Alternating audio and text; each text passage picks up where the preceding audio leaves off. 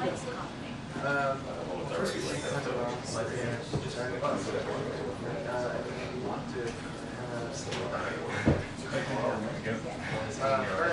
the city first, and then Amarillo, which is Georgia, about 45 minutes west.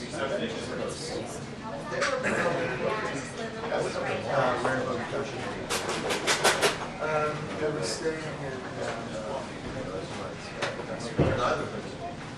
area. Chico, King, Donna Rosa. So it was great. Really so we're spring. Okay.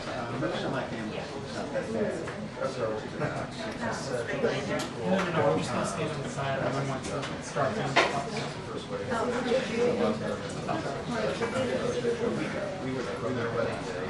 Hey, how are you?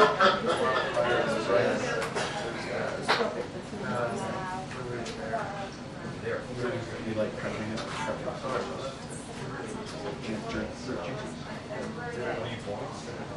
That's great. So they are now.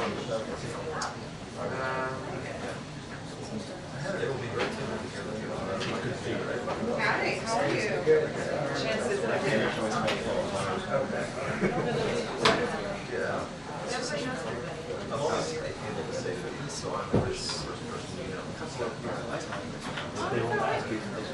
Hello.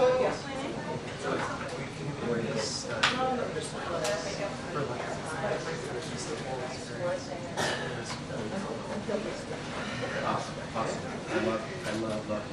Yeah. You don't have to get out. It's been a little time. We're going to go to France, but like, yeah, I know exactly. So,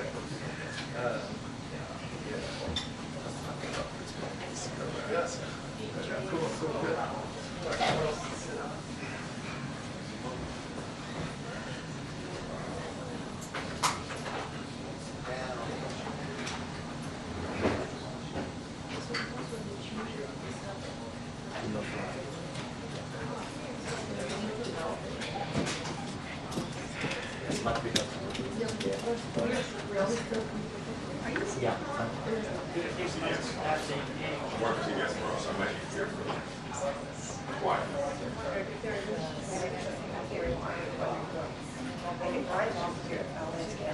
No, I don't mind.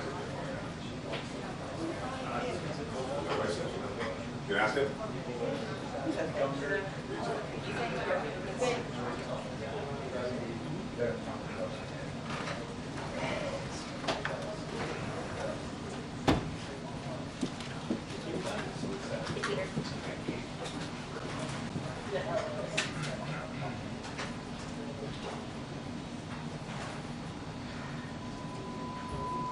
Oh, there you go.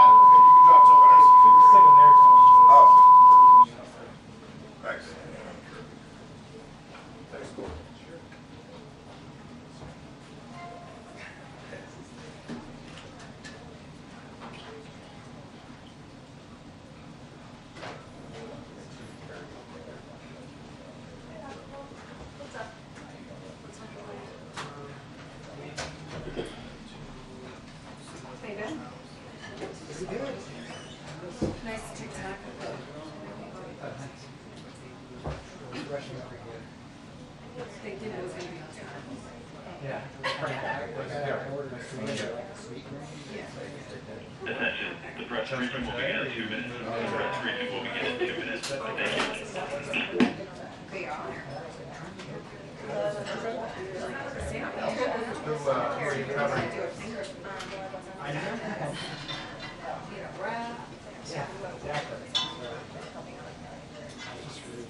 Okay. Well, I might see you on the trail. So we're doing it.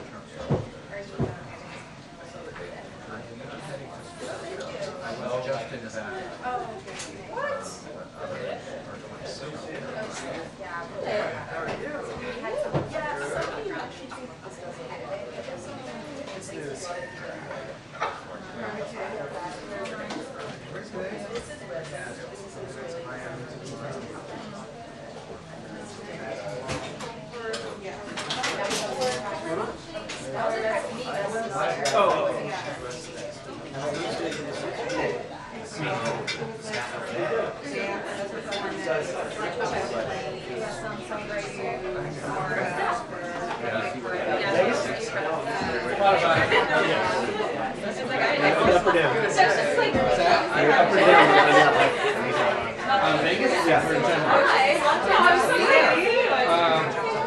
Vegas because that's where oh no, I didn't get involved. A few good places. Was steakhouse in downtown. What's that? So it conflicted. They don't open for lunch. So it was. I couldn't get over there the way I wanted to, when I wanted to. Yeah. Because we had a dinner planned for the next week. So that was annoying. I wanted to take her in. It is, but for whatever reason they don't open until like 4 or 5:30. Because of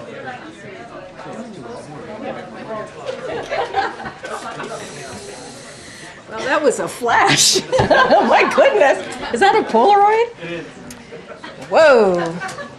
Taking us back. Okay. I think, is the mic okay? Yeah? Okay. All right, everybody. Happy Monday and good afternoon to everyone. Hope everyone got some rest after last night's Super Bowl. The president was able to catch some of the game, and on his behalf, I want to extend a big congratulations to the Kansas City Chiefs on their 3rd Super Bowl win in just 5 seasons, and also congratulations to all the Swifties out there. The president looks forward to welcoming them back once again to the White House to celebrate their latest victory. As you know, it is a White House tradition. And so without ado, don't have anything much more. I know you guys are excited about that. We have the Admiral here, my colleague, John Kirby, who is here to discuss the visit of King Abdullah of Jordan and the latest on the Israeli hostages who were freed in Rafah, and also the Libido Corridor Private Sector Investment Forum. Admiral? Thank you so much. Good afternoon, everybody. As you know, the President is hosting King Abdullah here at the White House this afternoon. It's the 75th year of diplomatic relations between Jordan and the United States, and this meeting will help further strengthen our enduring bilateral relationship. During the meeting, President Biden and the King will discuss the ongoing situation in Gaza, of course, and efforts to help produce an enduring end to this conflict. They'll also discuss increasing humanitarian assistance into Gaza and a vision for a durable peace to include the viability of a two-state solution with Israel's security guaranteed. Now, before we get into questions, I just want to express how pleased we are to hear the news of 2 Israeli hostages freed last night by Israeli Defense Forces in Rafah. After 128 days, Fernando Simon Marion and Louis Har are now reunited with their families, where they belong. That's where all the hostages belong, quite frankly. And so President Biden and his entire team is going to continue to work around the clock to ensure and to secure their release. We will spare no effort to do so, and that includes capitalizing on recent progress in negotiations with our counterparts in the region, and those negotiations are ongoing. Now, I've also seen reports that civilians were killed over the weekend in Rafah due to Israeli operations. I can't confirm those reports, but as we have said many times, the proper number of civilian casualties is 0. We don't want to see a single innocent civilian death, Israeli or Palestinian. But let me be clear, there can be no enduring end to this crisis until Hamas releases the men and women that they are holding hostage. all of them. Their release and a prolonged humanitarian pause is also essential for bringing critical relief to the innocent people of Gaza, who have absolutely nothing to do with the underlying conflict. And this remains our paramount objective. Now, as Karine teased, just a real quick note on Africa. Last Thursday, the United States, the government of Zambia, and the Africa Finance Corporation convened the Partnership for Global Infrastructure and Investment Libido Corridor Private Sector Investor Forum. Tried to say that 10 times. In Lusaka, Zambia. This was the first PGI investor forum held outside of the United States, bringing together more than 250 business and government leaders. With over $1 billion in U.S. and G7 financing, the corridor will ultimately connect Africans from western Angola to Tanzania and the Indian Ocean through rural bridges, upgraded 4G and 5G digital connectivity, increases in solar power, investing in agribusiness and food security, and the biggest rail investment in Africa in U.S. history. So very exciting. We're very, very pleased to be able to move this forward, this development project, and it's exciting, and we'll keep you posted. With that, we'll take some questions. Thanks, John. First up, congratulations are in order, I believe. Thanks. The President, yesterday's conversation with Prime Minister Netanyahu reiterated the U.S. opposition to expanded operations inside Rafah to root out Hamas's remaining battalions there. In your outline a few seconds ago about what the end stage Hamas has released, the remaining hostages to end the conflict, does the U.S. believe that Hamas can remain in Rafah? Is that an acceptable end game of, how are the Israelis, if they can't go into Rafah to remove Hamas, how are they supposed to get rid of Hamas from Gaza, which the U.S. has said is their end goal here? Oh, we never said that they can't go into Rafah to remove Hamas. Hamas remains a viable threat to the Israeli people, and the Israelis and the IDF absolutely are going to continue operations against their leadership and their infrastructure, as they should. We don't want to see another October 7th. What we said is we don't believe that it's advisable to go in a major way in Rafah without a proper, executable, effective, and credible plan for the safety of the more than 1 million Palestinians that are taking refuge in Rafah. They've left the north, and they certainly went south out of Khan Yunis to try to get out of the fighting. So Israel has an obligation to make sure that they can protect them. And related to the ceasefire hostage deal talks, yesterday a senior administration official says that a framework was nearly reached, but there were gaps remaining. I was hoping you can provide some clarification on what the remaining gaps are and on which side of the conflict those gaps are. I'm sure you can understand. I'm not going to get into the details of the negotiations. We do believe, as I've said before, that there has been constructive progress towards trying to get a deal in place for an extended pause and getting all the hostages out. But it's not done, and nothing is really negotiated until everything is negotiated, and those conversations are ongoing now, and it would be really irresponsible for me to get into the details of it. Just lastly for me, you had said the U.S. response to the killing of the 3 American service members in Jordan would be phased over some time, a few days. Is it safe to say that the U.S. response at this point is concluded, or is it still ongoing? You have to wait and see. Thank you, John. Secretary Austin is back in the hospital. We wish him well, but he's had to cancel a trip this week to Europe and another gathering of the Ukraine Contact Group, which he could attend virtually if he wanted to. First off, has the President spoken to Secretary Austin since he was hospitalized? I'm not aware of any conversation between the two of them since this just happened yesterday. Does the President have any concerns that with his medical problems the Secretary can no longer serve? Not at all. There were conversations here last week, I know, about the President saying that Israel's moves into southern Gaza have been, quote, over the top. And there were suggestions that isn't necessarily something new. But that is a slightly more direct commentary on what they may or may not end up doing than we've heard from him in the past. And we normally hear from world leaders talking about what other world leaders are up to. Is he changing his rhetoric on this, given the concerns expressed by members of his party, especially those in swing state Michigan? I think the President's been pretty dang consistent almost from the very beginning, Ed. Saying it was over the top. He's been very consistent, Ed, about our concerns over civilian casualties and damage to civilian infrastructure, and the need for the Israeli Defense Forces to act with precision and deliberateness and due caution about taking innocent life. I mean, that is not a new position by this administration, certainly not a new position by the president. Was that what he expressed yesterday in their call? I'm not going to get beyond the readout. I think we offered you a pretty good summary of the things that they discussed. Thanks, Karine. John, over the weekend, satellite imagery emerged that indicates that Venezuelan military assets have been moved along their border with Guyana. Do you have a comment? We've obviously been monitoring this closely ourselves. Our assessment is that whatever military movements there have been by Venezuela have been of a small nature in size and scale and scope. We see no indication that there's about to be hostilities or that the Venezuelan military would be capable of conducting any significant military activities there. We continue to urge a peaceful resolution to this, and obviously we're going to continue to watch it closely. I would remind that anything that we're doing down in Guyana or in that area is done purely for defensive purposes. And on Haiti, the administration is convening a meeting, including the Kenyans. That's right. Starting today, I understand. Starting today and tomorrow, yeah. Okay. What's the goal of that meeting, and when would you like to see this force deployed?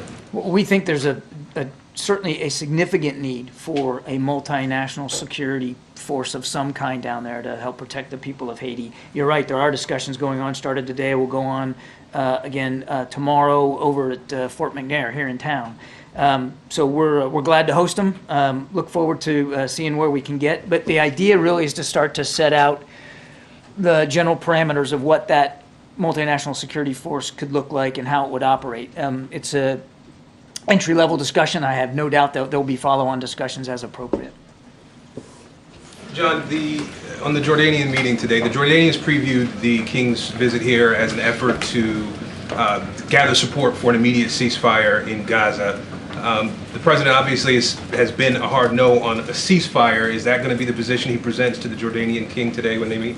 Well, let's let the conversation happen before we get ahead of it. We have been very consistent that we don't support a general ceasefire at this time, which is, again, a ceasefire that would lead to both sides laying down arms permanently and ending the war. Now, we want to see the war end as soon as possible, and we believe one of the first steps that's critical to doing that is a humanitarian pause, an extended pause, that longer than what we saw back in November of a week, that would allow us to get all the hostages out, get more aid and assistance in, and then hopefully lead to discussions that could get us closer to an end to the conflict. Oh, thanks, Karine. Thanks, April. So President Biden had told Israel's Prime Minister Netanyahu that any potential ground invasion in Rafah should not happen without a plan to protect civilians there. Is the president confident that this message is getting through to Netanyahu, and where are these civilians supposed to go? So much of the infrastructure has already been destroyed in Gaza. He's confident that our Israeli counterparts understand our concerns. We've made them privately, we've made them publicly. I won't speak for the Israelis or what they may or may not do, but they've heard loud and clear our concerns about where the civilians that the civilians need to be protected. I can't tell you here talking, Selena, what that would look like, but we hope and expect that our Israeli counterparts will factor in the safety of those civilians appropriately as they consider future operations down in Rafah. So what could that look like given the situation? I can't get ahead of where we are right now. That's really going to be a question for the Israeli Defense Forces. They know and they understand our concerns. And Israel's Prime Minister told ABC News, without presenting evidence, that Israel's military has killed more Hamas fighters than civilians. What is the U.S. assessment of that? Do you agree with what Netanyahu told us? We don't have an independent assessment of those figures. And just lastly, what is the White House reaction to Trump saying he would encourage Russia to attack NATO allies if they don't contribute enough towards defense spending? What is the message that not only sends to the world, but especially to U.S. allies? Well, now, I'm going to be careful. I can't talk about things that have been said on the campaign trail. All I can tell you is that under this particular president, President Biden, as Commander-in-Chief, NATO is now more relevant, stronger, bigger than it's ever been before. And he has really prioritized our network of alliances and partnerships around the world. And of course, NATO is right at the forefront of that when it comes to the security environment on the continent of Europe. And that's what the American president ought to be about. It'd be about reinforcing alliances and partnerships and sending a strong signal, particularly to NATO allies, about how seriously we take our Article 5 commitments. And you've heard from President Biden, gosh, I don't know how many times. We will defend, if needed, every inch of NATO territory. That's what the Commander-in-Chief of the United States ought to be saying when it comes to NATO. And just to follow up on that quickly, Vice President Harris is going to be in Munich with a lot of those European security leaders. Is part of her duty there to reassure the allies that deterrence is still a force here? I have no doubt that the Vice President will take the opportunity while she's in Munich, not only to talk about how this administration is pursuing our national security interests in Europe and beyond, but how important, again, we consider our network of alliances and partnerships. And Trevor, there's no other nation in the world, none, that has a network like the United States has, because the President and the Vice President and the National Security Team has invested so much energy in the last 3 years in revitalizing them. A lot of allies and partners had a lot of questions when we came into office because they didn't feel valued, they didn't feel respected, they didn't feel like the United States was willing to continue to lead on the world stage, and we've proven that we are. And on Rafah, has the president ever threatened to strip military assistance from Israel if they move ahead with a Rafah operation that does not take into consequence what happens with civilians? We're going to continue to support Israel. They have a right to defend themselves against Hamas, and we're going to continue to make sure they have the tools and the capabilities to do that. And what's the view about the role that Egypt should play there? Do they need to do they need to open that border on their side in order to allow civilians to come through? Egypt has been a terrific counterpart with respect to Rafah and the use of that gate and allowing people that need to get out, people that, third country nationals, and they continue to do that. They've been a terrific partner. But it is closed, right? So the average person can't. There have been, and I suspect there will be closures at times based on the security environment. But we're not concerned about our ability to continue to communicate with President El-Sisi about the proper use of that gate. But just to be clear, people are actually penned in right now, Gaza civilians who are not able to egress, right? You're talking about Egypt. Palestinians. Who are not able to egress. So is that something that the president wants to see movement on? We don't want to see any forced relocation of people out of Gaza. That's home for the Palestinian people. Well, again, that's something that we have and will continue to discuss with counterparts in the region, but it's home to those folks. That's Gaza's home. And they shouldn't be forced to leave Gaza if they don't want to leave. Now, if there's going to be operations in Rafah or around Rafah, the Israelis have a commitment, an obligation to make sure that they can provide for the safety of innocent Palestinian people that are there. But you're not pressuring Egypt to allow them. I'm not going to get into the specifics of diplomatic conversations that we're having. We don't want to see any Palestinian people forced out of Gaza. That's their home. If there are people that need to leave that are not Palestinians and want to leave, obviously we're working with Egypt to do that. Thanks, Admiral. Can you just talk to us about the feasibility of moving the entire civilian population out of Rafah? Is that even physically doable? There's a lot of folks there, MJ, more than 1 million. Some estimates have it almost at 1.5 million. That's a lot of people that move down to Rafah to get out of the fighting. And so again, the task of providing for their safety at that number and in such confined spaces is difficult. There's no question about it. That's going to be a heavy lift. For any military, it would be a heavy lift. But that's the conversation that we want to keep having with our Israeli counterparts. That I don't know what it's going to look like. We can't tell you what it's going to look like. That's really for the IDF to speak to. But it absolutely has to be accounted for. Think it is a realistic goal, that it is viable to try to move those people out of that area? Well, let's see what the Israeli Defense Forces come up with. And if they go ahead with the ground incursion anyway, before the civilian population can safely be moved out of that area, would there be any consequences from the U.S.? I know Trevor just asked a question about, potentially stripping, military support or security assistance. What would the consequence be for Israel if they went ahead and did that anyway? I don't want to get into hypotheticals on that. We've been very clear with our Israeli counterparts privately and publicly about what our expectations are for the treatment of the innocent people that are down there near Rafah. And we're going to continue to, as I mentioned to Trevor, we're going to continue to support Israel. They have a right and a responsibility to go after Hamas. We're going to make sure that they can continue to do that. But as from the very beginning, we want to make sure that they do that in a way that fully accounts for the preservation of innocent life and civilian infrastructure. And just since the president is about to meet with a close ally that publicly supports a ceasefire in Gaza, can you just talk to us about whether the president's thinking on that has evolved at all? You know, is he a little bit closer to potentially supporting that publicly than, say, a month ago? Has his thinking on that evolved at all? We haven't changed in terms of our desire to see an extended pause so that we can get all the hostages home with their families where they belong, so we can get additional security assistance in, and we can see a reduction in the violence. We are still focused on trying to get an extended humanitarian pause. I'm asking about a permanent pause. I know what you're asking. What I'm saying is we support and continue to support an extended humanitarian pause. Thanks, Karine. Thanks, John.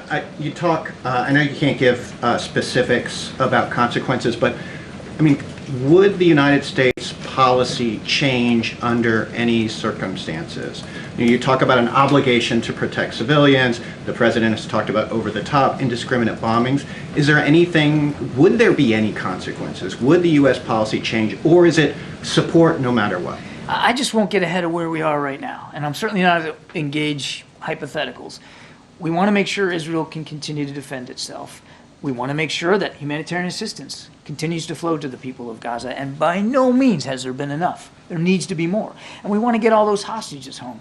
We believe that the best way to accomplish those three goals is to get an extended pause in place, to bring the violence down, to get people out and get aid in, and that's what we're focused on. And I get the thrust of the question. I'm just not going to engage in hypotheticals about changes in policy. Concern that you can give to the Israelis to help protect the civilians? We have communicated, again, consistently and stridently since the beginning of the conflict. I mean, since the time the president went to Tel Aviv on the 17th of October, just a week or so after the attacks, how important it is that Israel knows it's going to have our support and that they do everything they can to protect innocent life. On another question, if I may, why did the president allow his campaign, allow his campaign to go on TikTok despite the national security review of the platform? I'd have to refer you to the campaign. But I mean, it's still the president of the United States. He's still the president is sending a message to Americans about the safety of TikTok by doing this. I'd have to refer you to the campaign on that decision.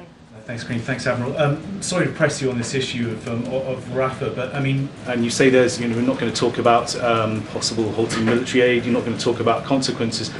What leverage does the White House actually have in terms of ensuring that Israel does not launch a military offensive in Rafah, without taking the necessary steps? Well, I don't think you're all that sorry about pressing me on this, but I'll go ahead and. That's okay. It's all right. Look, it's not about leverage.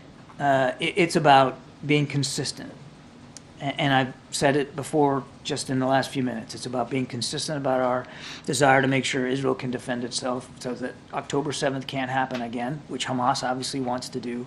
And it's being consistent about how they conduct those operations matter. And we have been consistent since the very beginning in talking to the Israelis about the how, about operations and how they're conducted. And I would tell you that throughout this conflict, there have been moments, and there continue to be moments, where we have the opportunity and have taken the opportunity to shape their thinking and to help influence the way they have conducted some of these operations. And that remains today.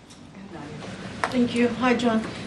You referenced the release of 2 hostages, but also there is reports that in the process of this special operation, 3 hostages were killed, along with 100 Palestinians, including women and children. Also, Egypt threatened to withdraw from the Camp David agreement if Israel invaded Rafah.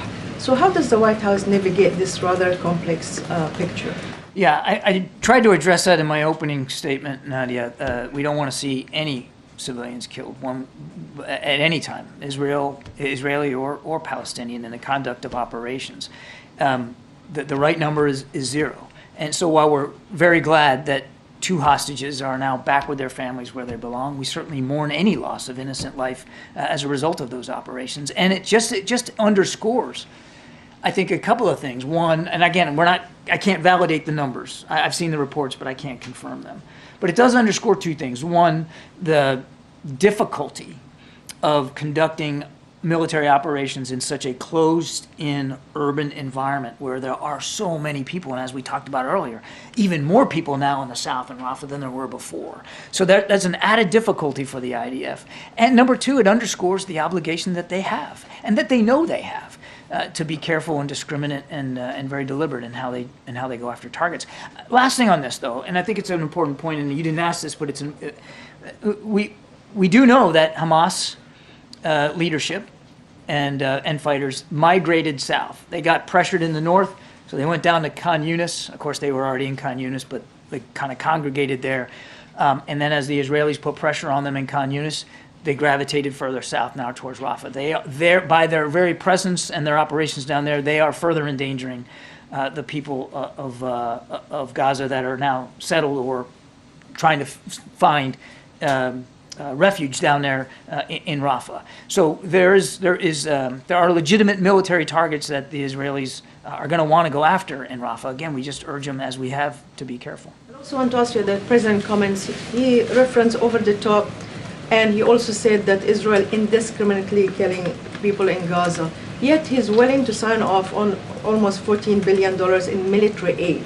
So how can you reconcile the fact that he's worried about civilian casualties without any serious review about how U.S. weapons are used in a civilian area? Well, I think we just last week, late in the week, we issued a national security memorandum that codifies existing policies and adds reporting requirements onto those existing policies about our expectations for how military assistance is going to be provided to any foreign actor, and of course that includes Israel.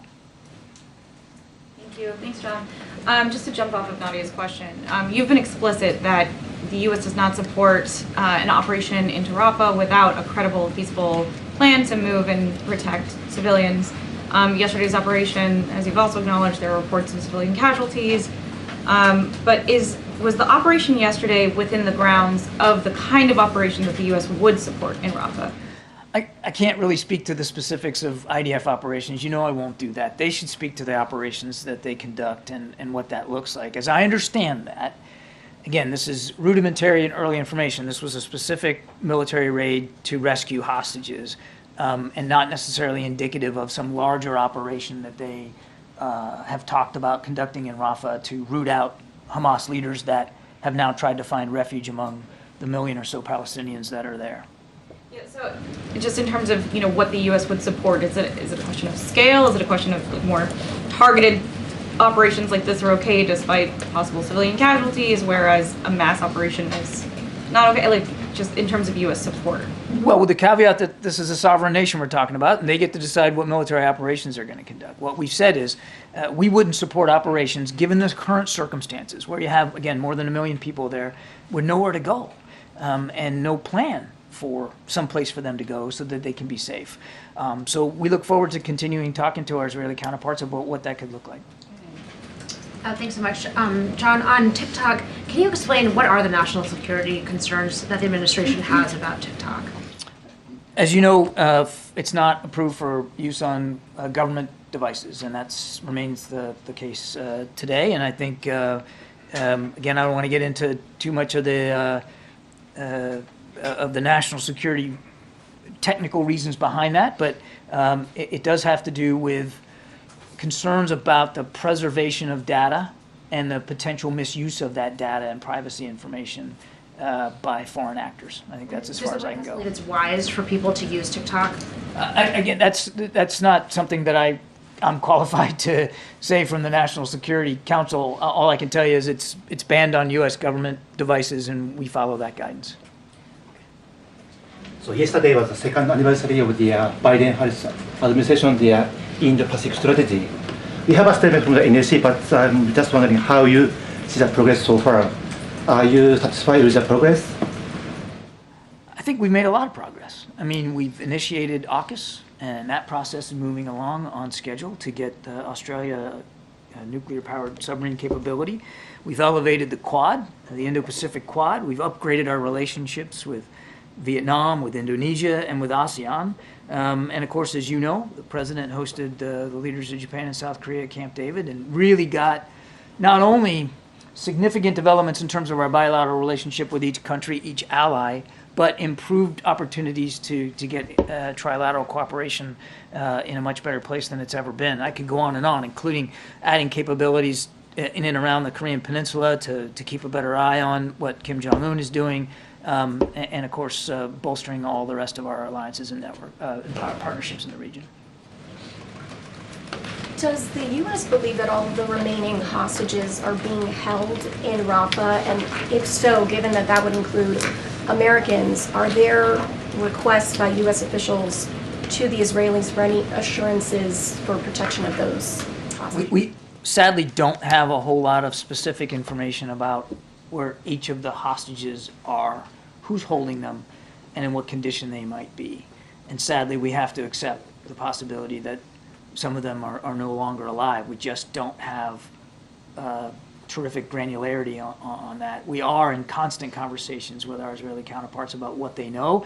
Certainly we remain in touch with the families of the American hostages. I think Jake Sullivan just met with them a week or so ago. We'll maintain constant touch with them and try to get as much information as we can. But obviously, the whole reason we're trying to get this deal in place is so that you can provide for the safe and secure passage of hostages out. Yes, it's true, and we're glad that 2 hostages were rescued, but by and large, the greatest number of hostages safely released were done through a hostage deal, right? A pause in the fighting where they were able to go, and that's why we're putting so much effort into these current negotiations. We believe that's the best way to get hostages in greater numbers out safely. Thank you, John. I have a question about Afghanistan and then one about Lunar New Year. Starting with Afghanistan, the UN is holding its 2nd international conference on Afghanistan since the Taliban took power back. That's happening next week in Doha. So I just wonder, what are the administration's expectations from this gathering? And do you see this as a move to normalize the Taliban? There are no efforts by the United States government to quote-unquote normalize, as you put it, or to recognize the Taliban officially. We've said it numerous times. If they want to be seen as legitimate rulers, they need to meet all the commitments that they said they would meet and make, and they haven't done that.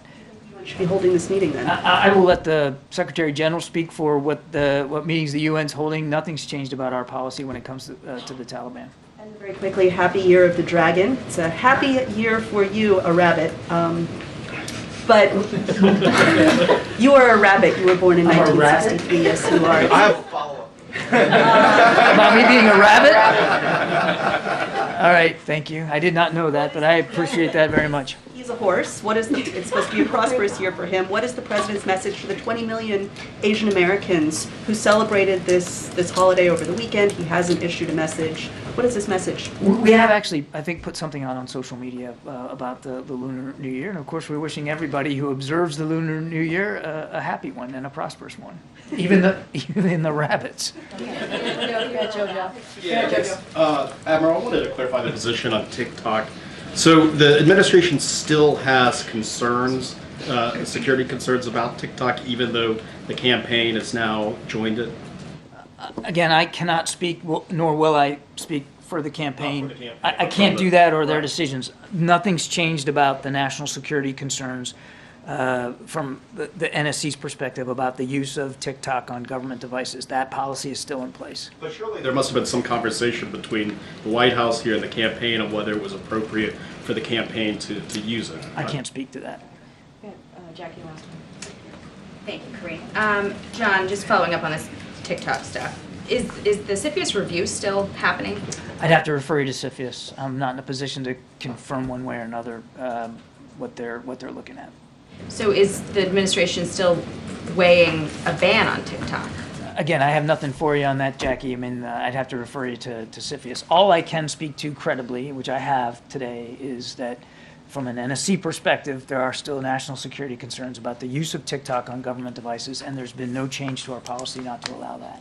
Can you help me understand, though, like why why there wouldn't be any communication between CFIUS and the administration broadly, I mean, with the National Security Council. I didn't say there wasn't. I just said I'm not able to speak to issues regarding CFIUS. You'd have to talk to them. It's an independent body, and it's not something I can't speak for them. We're all just trying to square why the president would use this platform that his administration is weighing a national ban on because of national security concerns. Again, I'm not going to speak to any hypothetical ban. I can only tell you that it's not allowed on government devices. That policy remains the case, and I just can't speak for the campaign or their decisions. I apologize. Thank you so much, Admiral. Thank you.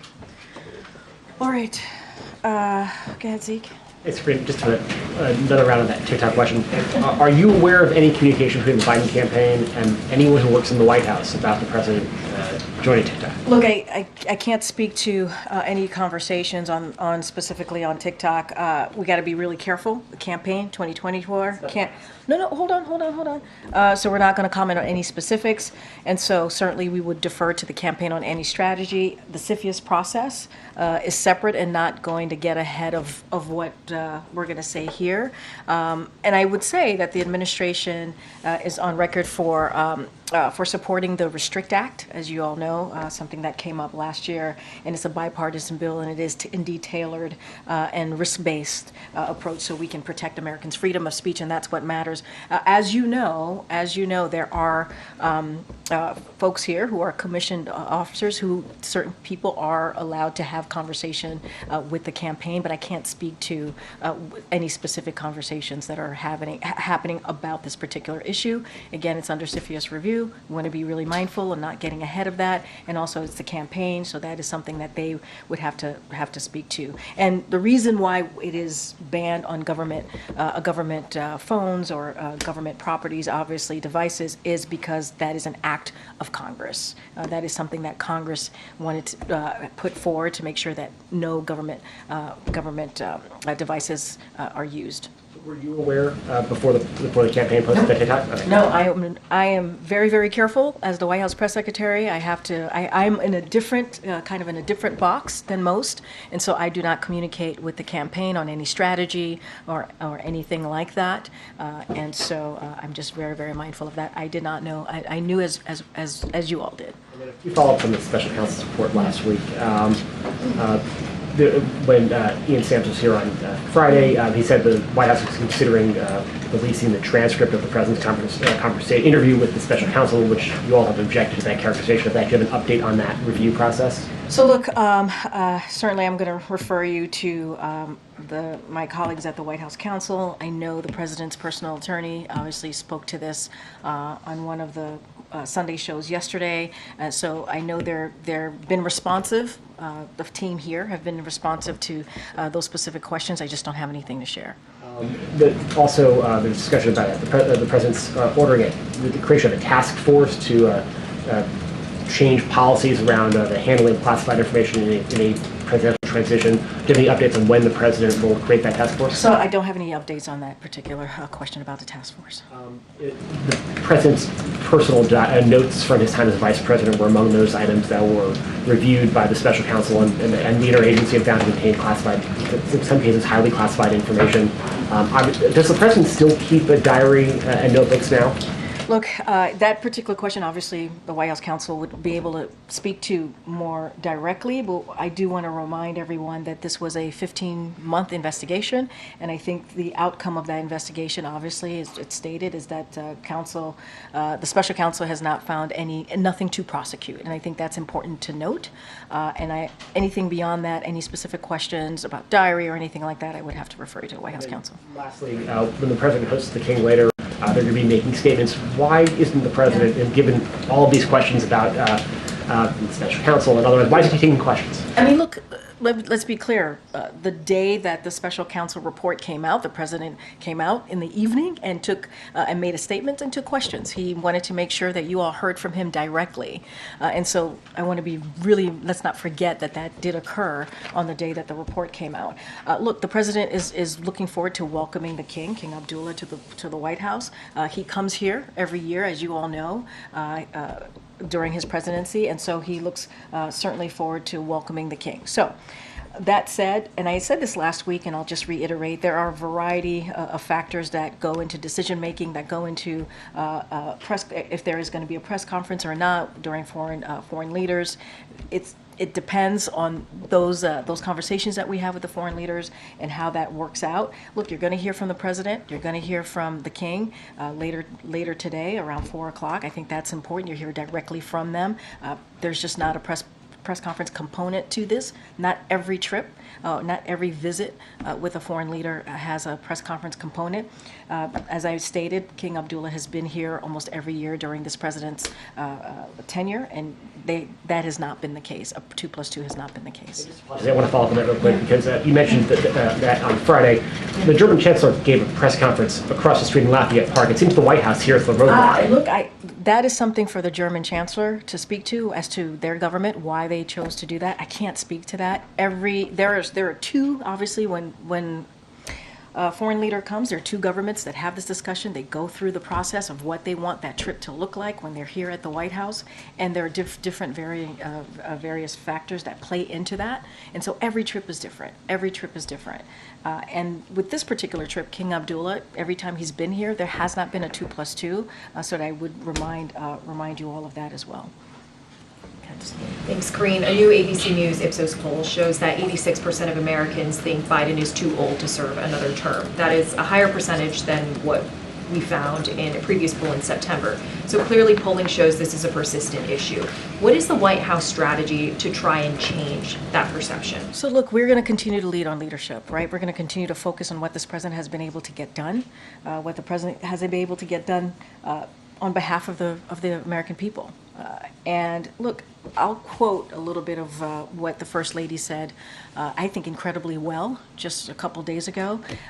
President Biden does more in 1 hour than most people do in a day. His age with experience and expertise is an incredible asset, and he proves it every day. And that's what we believe. We believe that his age and his experience, because he was a senator, because he was obviously vice president, because he has these long decades of relationships with leaders, obviously across the globe, and what he's been able to do, that's what we're going to lean into. That's what we're going to speak to. We're going to speak to how he turned the economy back on its feet. We're going to speak to the 14.8 million jobs that he was able to create, how unemployment is at under 4%, how he's able to beat Big Pharma because Medicare can now negotiate and lower costs for the American people. That's what we're going to focus on, and I think that's the most important thing at this moment, at this time, is delivering for the American people and continuing to do that. And bouncing off of the previous question, the numbers show that President Biden has engaged in about 33 news conferences. Compare that to Obama's 66 and Donald Trump's 52 by this time in their presidencies.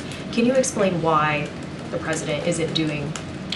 So look, yeah, and I hear the question, and I know that folks want to hear you all, and it's important because when you all hear from the president, obviously, so does the American people. So we get the importance of that, and we're always going to try to find ways, obviously outside of press conferences as well, for the president to be out there. And we have found some non-traditional ways. We think it's important to try and meet the American people where they are, and so that is important as well. Whether it's a podcast that's important, or doing certain things that is not the norm. Obviously, the president, I should say, takes your questions when he's on the road as more often than not, and he finds it important to have those conversations when you all are out there with him on the road taking your questions, and so he does do that. As far as press conferences, we're going to try and make sure when it's the right time for those to happen. Certainly we will do so, but it doesn't mean that this president does not engage with the press corps, with the White House press corps, or with other reporters, journalists out there who have different ways with communicating with the American people as well. We think that's important too. But why is it more effective to forego a Super Bowl interview and instead? Look, we've talked about this. We believe that it is an important, obviously, tradition to watch the Super Bowl, and we think there are different ways to communicate with the American people, and we're going to try and find different ways to meet the American people where they are, and so that's a choice that we've made here that we think is actually important and effective. Karine, there was some reporting this morning that President Biden told some campaign donors that Prime Minister Netanyahu, quote, has been a pain in my ass lately, or, quote, he's been killing me lately. The reason we don't know what the exact quote is because the press was not in that meeting that the president had with these donors. Why is the president not living up to his full transparency pledge in terms of opening all meetings with donors to the press? So I think that, first of all, I want to be careful. These are campaign events, so I just want to be mindful. Can't speak to each of them, or really most of them. I know that, and as you know, when the president does speak in front of, when he does do some of these fundraising events, right? There is when he gives remarks, formal remarks, the press pool is in there, and they are listening to the remarks and get to hear directly what the president says. So I think that's also very important. I don't want to make it sound like there is not a process there, that when he is in front of donors giving formal remarks, that you all are not in the room as he's speaking. I can't speak to this particular scenario. I think that is something certainly, he does have private meetings, that is true.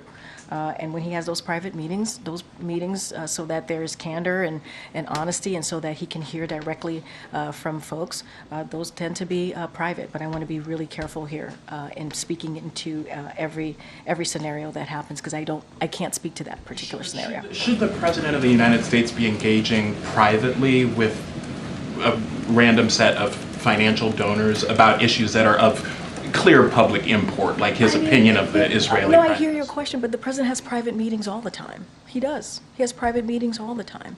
And these aren't foreign leaders, right? These are people who are giving money to him, his campaign. I hear you, but he has private meetings with everyday people. Some of these donors have, and I want to be super mindful here, have concerns, right, as well, just like everyday American people that he has private meetings with or he sees on the road.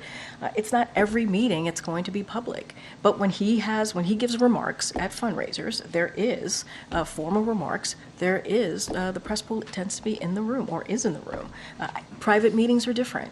And so that's the way it's been for the past 3 years under this administration. Look, I want to be really careful. These are campaign, obviously, some of them campaign DNC related meetings. So I just want to be super, super mindful here. And what's the distinction between formal and informal remarks? Look, I would honestly, I'm going to refer you on anything that's related to these specific meetings. I would refer you to the campaign, because they're the ones that put it together. They're the ones that bring the folks in the room. I just want to be super mindful and not go down too far a rabbit hole here. Okay, MJ. Hey, Karine, any updates on when the president's physical might be taking place?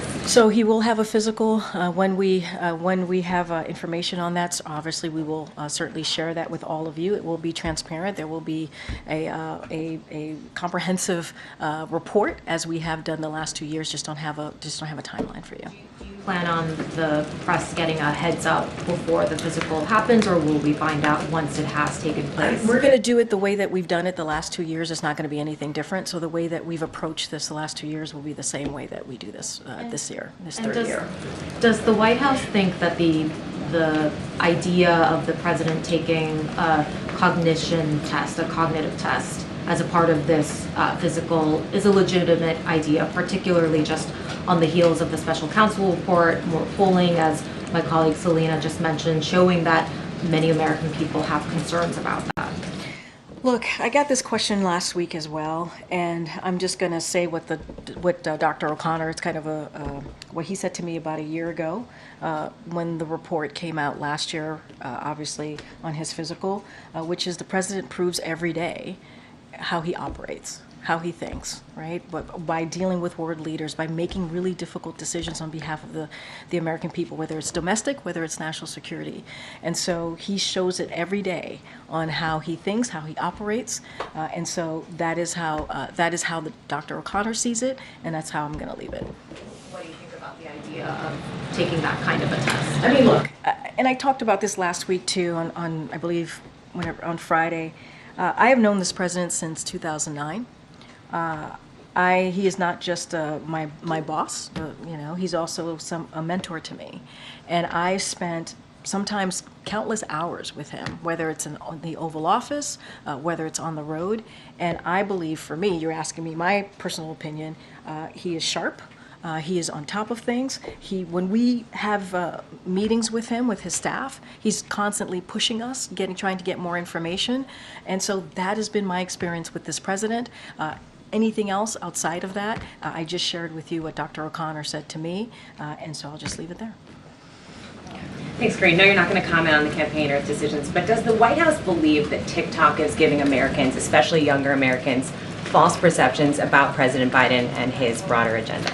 Look, I'm going to be really careful about speaking to TikTok specifically because there is a CFIUS review. They're in an independent body, and they are going to move forward with whatever they decide to do, and so don't want to step into that. Obviously, more broadly, as it relates to social media platforms, we've always said there is misinformation, disinformation out there that we have to try and combat, and so we've always been very clear. We've always been concerned about our young people and the information that the misinformation, disinformation that they're getting, and how that's affecting their lives. That is a concern that we have, and we've talked about that very explicitly, very clearly. As it relates to TikTok, going to be really careful because of that CFIUS review, and so just want to be super, super mindful. Obviously, just not going to comment on specific cases. Separately, the Senate is on track to pass the National Security Supplemental this week. Still not clear if Speaker Johnson's going to bring that up for a vote in the House. Does the President plan to have any outreach with House Republican leadership to try to get that across the finish line? So look, you know how important the President thinks it is to get that very all-important funding, security assistance to Ukraine, obviously Israel, Indo-Pacific. We've been very clear about that. Obviously, we had this really careful, strategic conversations as well with Senate Republicans and Democrats for the past couple of months for the border security, because we believe that entire package was important. But obviously, Republicans specifically in the House got in the way and would not move that forward. And it's unfortunate because that is the way we believe we would have been able to deal with policy issues and funding issues as it relates to the border, the challenges at the border, and also immigration. So look, we are in constant communication. The team here, the Office of Legislative Affairs, and other White House officials are in constant communication, obviously with the leadership on both sides of chamber, in each chamber, to try and figure out how we're going to move forward, how we're going to make sure that this all-important funding gets out there. And so conversations are going to continue. We are obviously, what we wanted to see is the border security component, negotiation piece of that to be included, but we are where we are, and we believe it's important. It's important to move forward. But would the President get directly involved in those conversations? I don't have any conversations to read out. Obviously, he tends to have private conversations. We don't read out every conversation. He has relationships with folks in Congress, but his Office of Legislative Affairs and other White House officials are in regular touch with congressional leadership, and they also keep the President updated as well, which is important. Okay. Thanks. Just two things. The first, on the guidance we got for the week, there were public events for the President today and on Friday. I was hoping you might be able to give us a sense on Tuesday, Wednesday, Thursday, as you make the case that the President has a lot of vigor and is doing a lot of things. what is So let me just talk about Friday a little bit, because I think I know that an advisory went out over the weekend about East Palestine. All of you know that he's going to be going to East Palestine on Friday. He's going to be traveling there, and it's because of the invitation that he received from the mayor. So it's going to be really important. And while the President's on the ground, he'll get a briefing on the ongoing response and speak to the administration's work to keep Norfolk Suffolk accountable, which is incredibly important, and support the community as it moves forward. He also has heard loud and clear from the folks in East Palestine that they don't want to be defined by an event, and so he'll speak to the administration's work to deliver on the needs for family businesses that are affected. And let's not forget there's the Bipartisan Railway Safety Act that he's going to continue to call on Congress to move forward on. So that is going to be a really important trip. You are correct about that. The President will be out there meeting directly with the American people. I don't have anything yet for tomorrow, Wednesday, or Thursday. Obviously, when things move or we have something to share, we'll certainly put that out there on the daily guidance. And obviously, there's some movement happening in Congress as well that we're keeping a close eye on. And so once we have more to share, we'll have more to share on that. And then secondly, you started the briefing by wishing congratulations to the Kansas City Chiefs as well as to all the Swifties out there. I'm wondering when the Chiefs are invited to the White House, does the White House intend to also invite Taylor Swift? That's going to be up to the Chiefs and obviously their decision to figure out who's going to come with them when they come. And as you know, it's a White House tradition. I can't speak to attendance and who will be here, but we look forward. We look forward to having them here, and obviously we congratulate them on a great win. Karine. Thanks so much. You talked a lot about how, and the president says this too, that people should watch him when there are questions about his age. And the issue seems to be that they are watching him in public events, in some press conferences, and are coming to this conclusion, many of them, that he's too old. So what I'm wondering is he behaving differently behind closed doors? Because we don't get to see that at all. And do you see, and when you interact with him privately, is there kind of a different sort of level of vigor that is perhaps not as visible when we're all seeing him publicly? So let me just first say, and I was on the swing with him recently, right? He went to Wisconsin, he went to Michigan, he went to California, he went to Vegas, and he's going to go to Ohio later this week. And so he visited small businesses, and he met with people on the road, obviously, and spent hours with them. So folks have seen him, and you all have seen him yourselves as you cover this president. And so you see him interact, you see him engage. And even when he was in Vegas, he took some questions that you all had, and that and answer. He tends to answer them in a light way, a funny way, and is sharp with his answers to some of you about that. And so look, and he's also meeting with world leaders. He did that with the German chancellor. He's obviously going to do this today with King Abdullah. And I spoke already about my experience with him. And just to answer your question, I've spent countless hours with this president, whether in the Oval Office or on the road. And I have to say, he's sharp, he's engaged, he pushes us for information. Like emails at like 2 o'clock in the morning, or is there any sort of look, I think it's like a finer point on what it is exactly that you see that somehow isn't coming across to the rest of the American people. Look, I think the fact that when he meets with his team, when he meets with staff, he is, as I said, incredibly engaged.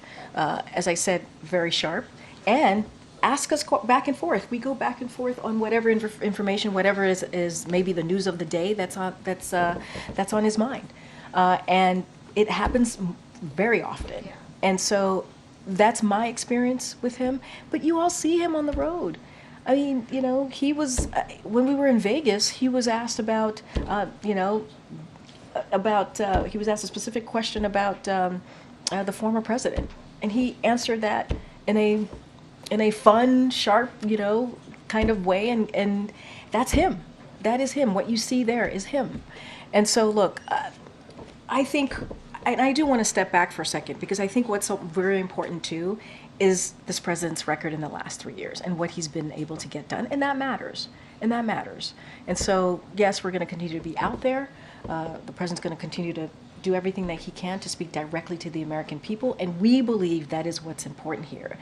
Getting that work done, continuing to move forward in an impressive record in the last 3 years, especially for any modern president, whether it's dealing with infrastructure, whether it's dealing with beating big pharma, whether it's getting the economy back on its feet. All of these things are important. Let's not forget what's going on outside of this country, what's going on in Ukraine, what's going on in the Middle East. This is something that the president has been able to do in a pretty effective way.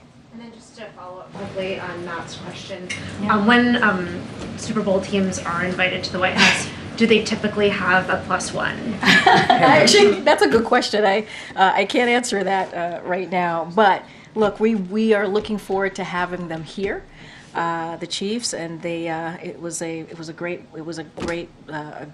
win, and just like we do in every this is a White House tradition to have the winners of the Super Bowl here, and so we're looking forward to it. Okay, I haven't called on you yet. Okay. Is the White House doing anything to move the stalled child and biz tax bill in the Senate? Say that one more time. Is the White House doing anything to move forward the stalled child and biz tax tax bill in the Senate? So, as you know, the president supports that bipartisan legislation. We've talked about it in here before. There's always conversations that we're having with congressional leadership and staff on important, obviously important pieces of legislation that matters to the American people. I don't have anything to read out, but obviously we're in support of that particular legislation. Ken. Yeah, thanks. Shrinkflation and the president's video from this weekend in inflation. So, thanks, Karine, by the way. Yeah, sure. The president is blaming companies again now, it seems, for inflation. And based on his policies, though, does the president accept any responsibility for where prices are since he came into office? So a couple of things. Look, we understand how grocery prices are a major concern for hardworking families. We get it. We get that there are the prices are still, kind of hurting Americans. But what we've seen is that prices have gone down for eggs, for milk, for seafood, and that's important. They're lower than they were a year ago, and we know that's not enough. And so what the president has continuously done, and you see this in this video that you're speaking of, he's called on large corporations to pass their savings onto hardworking Americans. That's what we're doing, and I think that's important that this president sees that. And then in shrinkflation, for folks who are watching doesn't quite know what that is, what we're seeing is the size of a product gets smaller even as the prices stays the same, and that shouldn't be. And so the president's going to call that, and it's and what you're seeing, it's giving families less for their bang, for their buck, if you think about that. And so the president has said, and I quote, he's tired of seeing the American people being played for suckers, and that is something he's not going to allow. But as it relates to what the president's going to continue to do, he's going to continue to do everything that he can to lower costs for the American people, and you've seen him do that. And on his doctor, when can we talk to the president's doctor, and how come they haven't been asked to come out here and talk with us, given the Her report that challenges the president's mental fitness? So look, just to speak to the Her report really, really quickly. Special Counsel Her is, as far as I remember, is obviously a Republican, a prosecutor. He's not a medical doctor. He's just not. It's not for him to speak to. It's just not. And you've heard from over the past couple of days since the report has been out, you've heard from legal experts from across the ideological spectrum, even a former attorney general, and he says, and they have come out to say that the stuff in this report that is capturing all of your attention right now is just wrong. It's flatly wrong. It is inappropriate. It is gratuitous. And so going to leave that there, and it is obviously up for a medical doctor to decide on that. But look, I have said the medical doctor, the president's doctor, is going to do a physical. He's going to, and he has always put forth in the last 2 years a detailed memo on the president's obviously medical physical, and so I'm just going to leave it there. I don't have anything else to add. Go ahead, Jared.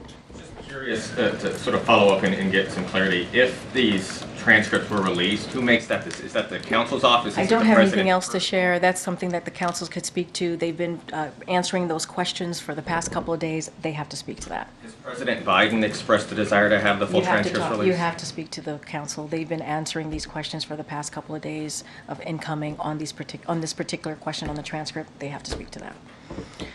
Again, Brian. Thanks a lot.